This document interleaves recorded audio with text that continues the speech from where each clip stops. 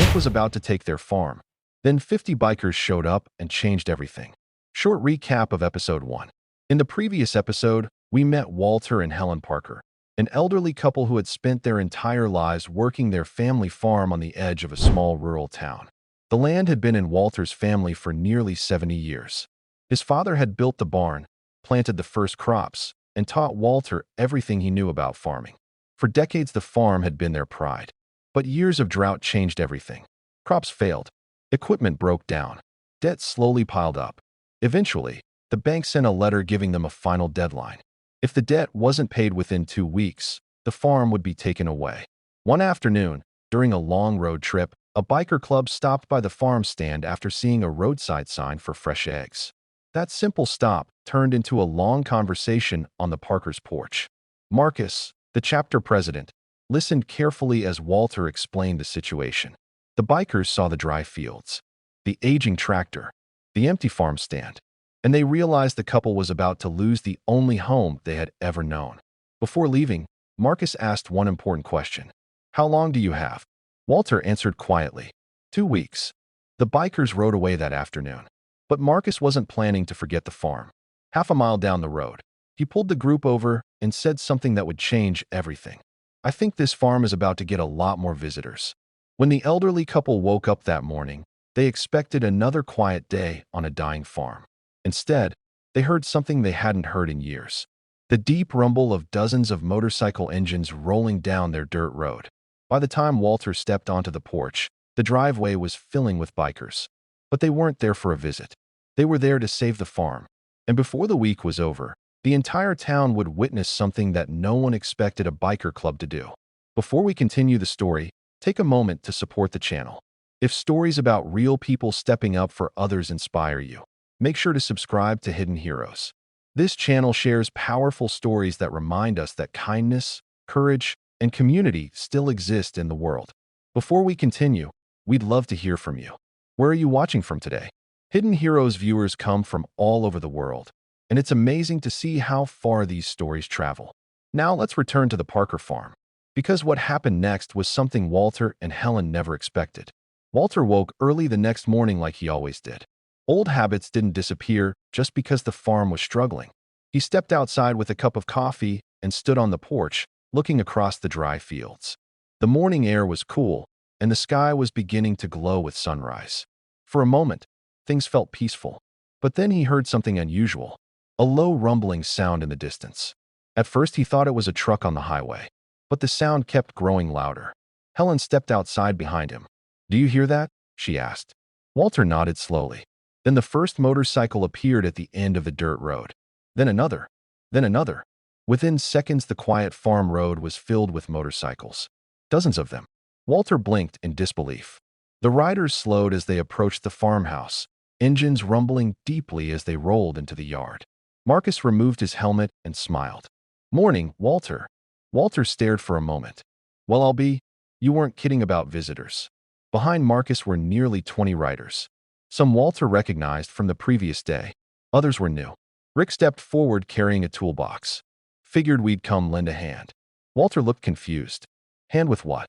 Marcus gestured toward the farm. "All of it." Within minutes, the quiet property became a scene of organized activity.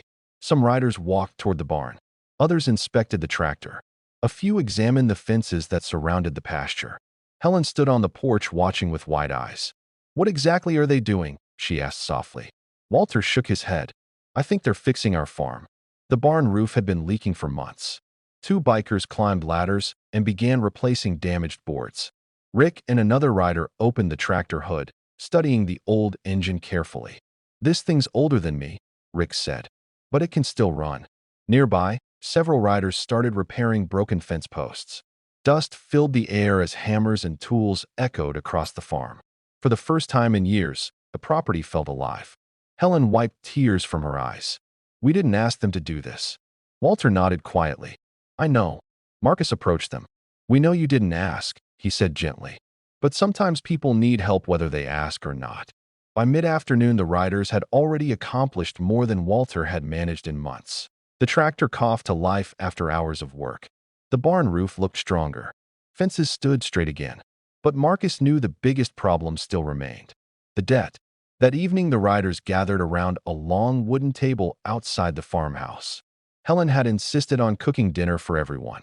Large pots of stew and fresh bread covered the table. Walter looked around at the group. I don't know how to thank you. Marcus leaned forward.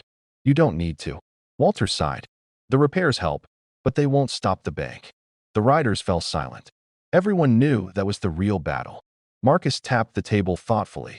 How much do you still owe? Walter hesitated. 42,000. A few riders whistled softly. It wasn't a small amount. But Marcus didn't look discouraged. Instead, he smiled slightly. Then we've got work to do. The next morning, Marcus gathered the group. We can't just fix the farm, he explained. We need to save it. Rick nodded. What's the plan? Marcus pulled out his phone. I know people. Within hours, the riders started making calls. Other biker chapters, local mechanics, farm supply stores, charity groups. By afternoon, the plan had begun to grow. The idea was simple. If the farm could produce again, the community might help support it. But first, the farm needed attention. And attention was something a biker convoy could definitely create. 3 days later, something incredible happened. The quiet road leading to the Parker farm filled with motorcycles again. But this time it wasn't just Marcus's chapter. Riders from several nearby towns had joined. Dozens of bikes lined the driveway. Local residents noticed the activity and started asking questions. Someone posted photos online. Within hours, people from town began showing up. Farmers brought extra seed. Mechanics donated tools. A local grocery store owner offered to buy produce in advance. The farm that had been forgotten suddenly became the center of attention. Helen walked through the crowd in disbelief. I've never seen anything like this, she whispered. Walter simply stood quietly, overwhelmed. 1 week before the deadline, Marcus made one more decision. He gathered several riders and headed into town. Their destination was the local bank. As they pulled into the parking lot, employees stared through the windows. Motorcycles lined the curb. Marcus walked inside calmly. The bank manager greeted him nervously. Can I help you? Marcus placed a folder on the desk. Inside were documents, community pledges, farm supply donations, advance purchase agreements from local businesses. We're here about the Parker farm, Marcus said. The manager reviewed the papers carefully. Then he looked up, surprised. You're telling me the community is supporting them? Marcus nodded. And the farm will be operational again within weeks. The manager leaned back. This changes things. 2 days later, the manager visited the farm personally. Walter and Helen stood nervously beside the porch. Marcus and several riders waited nearby. The manager stepped out of his car holding a document. I've reviewed the situation, he said. With the community support and repayment plan, the bank is extending the loan. Helen gasped. Walter blinked in disbelief. You mean, the farm stays yours? For a moment, no one spoke. Then Helen began crying. Walter hugged her tightly. Marcus simply smiled. Months later, the farm looked different. New crops grew across the fields. The barn roof shined under fresh boards. The tractor ran smoothly. But the biggest change was the atmosphere. The farm was alive again. Walter and Helen often sat on the porch watching the sunset. One evening, a familiar rumble echoed down the road. Motorcycles. Marcus and several riders pulled into the yard. Walter laughed. You boys checking up on us? Rick grinned. Just making sure the eggs are ready. Helen brought out lemonade. The group sat on the porch as the sun dipped below the fields. Walter looked across the land and shook his head. You know, I thought we had lost everything. Marcus leaned back in his chair.